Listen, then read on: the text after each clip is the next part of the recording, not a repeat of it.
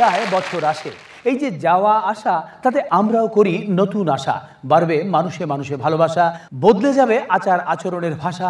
এইসব প্রত্যাশা বাড়ছে যত, ভাবনা তত, যদি এমন হতো। স্যার, আগাম শুভ নববর্ষ। শুভ নববর্ষ। আপনি কেমন আছেন? আমি ভালো আছি স্যার। স্যার, ওটাই আমার ফাইল স্যার। আপনার কাছ তো দুদিন আগেই হয়ে গেছে। বলেন কি স্যার, আমার কাজ হয়ে গেছে? স্যার, কাজটা করার জন্য আপনাকে অনেক থ্যাংক ইউ স্যার। এই প্যাকেটটা রাখেন স্যার। ওটাতে কি আছে? স্যার, 1,00,000 টাকা আছে। বিলটা পেলে আর একটা প্যাকেট দেবো। এসব আপনি কি বলছেন? বিল পাওয়ার আগে এই কাজটা আমি সবসময় করি, মানে করতে হয় স্যার। সব জায়গায় করতে হয় না, যেমন আমি। কি বলছেন স্যার? হ্যাঁ, আমি দিবা স্বপ্ন দেখছি না তো স্যার। 2 কোটি টাকার একটা চেক নিয়ে যাব আর আপনাদের জন্য কিছুই দেবো না?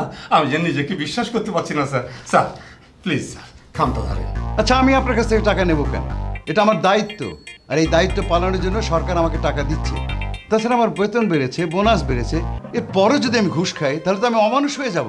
বরং আমি চেকটা দিতে দেরি করেছি বলে সত্যি আপনার কাছে আমি ক্ষমা চাইছি। সরি স্যার, আপনি এত ভালো মানুষ স্যার। আরে না না না, আমি এমন কি করেছি? আরে এতে ভালো মানুষের কি আছে? আমি আমার দায়িত্ব পালন করেছি মাত্র।